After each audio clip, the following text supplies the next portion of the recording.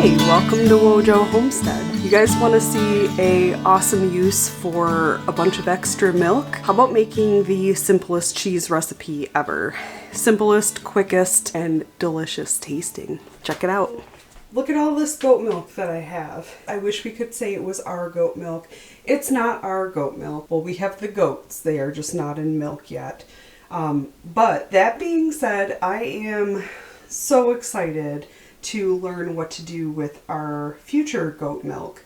I get goat milk from an Amish farmer. I have food sensitivity issues with cow's milk, and they do sell a little bit of goat milk at the grocery store, but it's pretty expensive when you buy it just like that. In addition to that, I have picked up a whole bunch of exciting things from the New England cheesemaking supply company.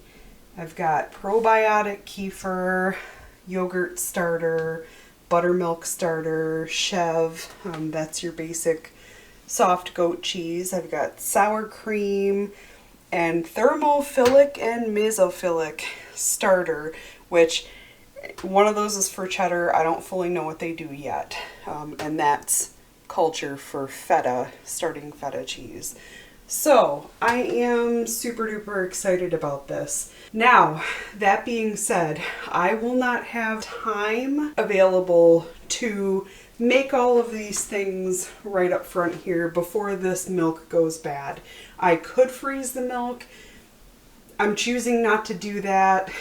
I don't know, it can kind of change things a little bit. So I'm not going to do that.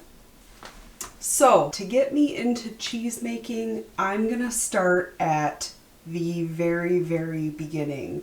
The Barney basic, easiest cheese recipe you could possibly do, which involves none of these things right here. I'm just showing them to you because these are all things that I'm going to be learning about and doing content about in our future.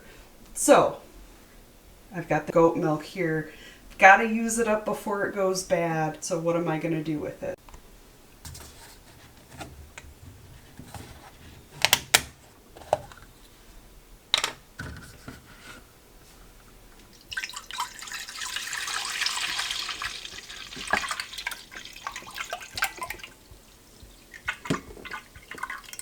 So I have milk here on the stove.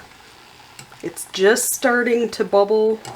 We're just scalding it slightly. Okay. Heat's coming off. Now I've got just regular vinegar.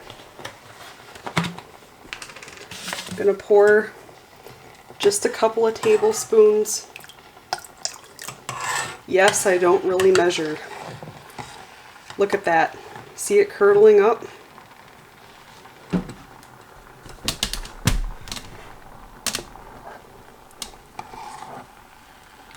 So we have separated the curds from the whey. The curds are the chunky parts, the whey is the yellowish part. Okay, with just a little bit of that acid from the vinegar. So now you can use cheesecloth. I'm going to use a jelly bag. We are going to strain the cheese. You can keep the whey if you want.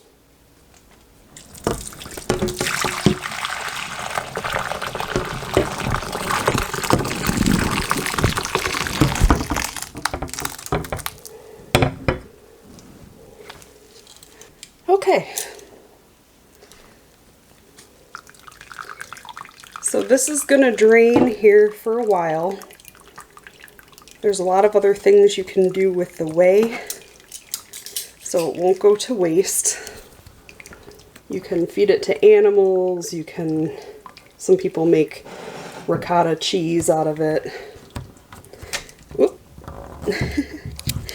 I don't really have a good way to hold this up, so I'm just wrapping it around the cupboard handles. So a half gallon makes, I would say that's about 2/3 of a cup. And the more you drain it, the drier it's going to be.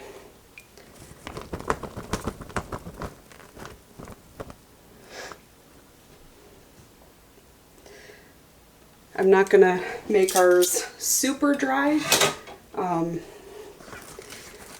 want it to be a little bit moist, but you can squeeze it out.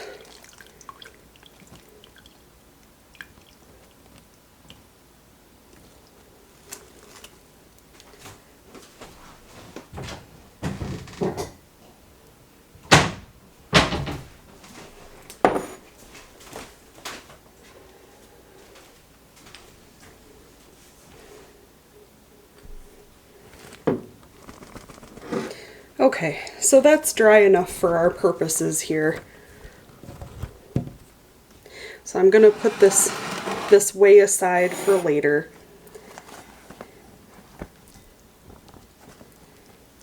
Okay, I'll wash this jelly bag here. Now I've got a bowl and I've got French gray Celtic sea salt that I'm gonna use.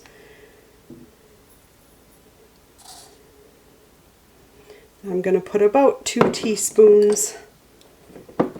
This salt is not as salty as like your normal table salt, so it's okay to use a little bit more. And this is goat milk, but you can go ahead and use, you know, cow milk, whatever kind of milk you drink. I'm not sure if it would work with plant-based milks like almond. I don't think it would act the same way because the protein is different, but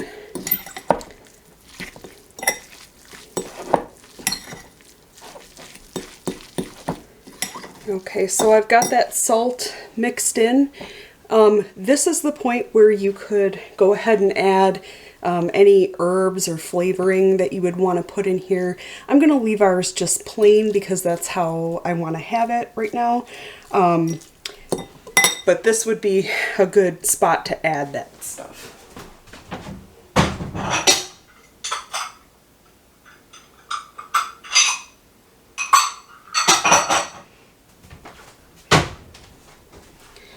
Okay, now I'm going to mold it using this here. I think that this will fit if we pack it down.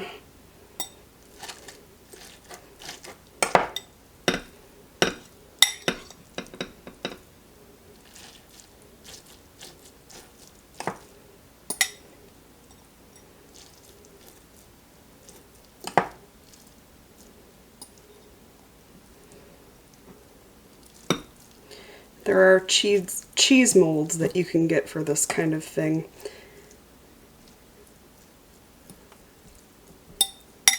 It is just a little bit much for this container, but that's okay. So I've got this covered now, pressed down, and I'm going to refrigerate it for a couple of hours. Okay, and this is the end result of the cheese that we made. It's been in the fridge for just a little while, and it is still crumbly. You can leave it for longer if you want, but the flavor's really good. It's great for salads. Perfect. So that's how you make super simple, quick cheese. Inexpensive too, because you may have ended up throwing that milk away. So don't do that. Try this. It's super easy. See you next time.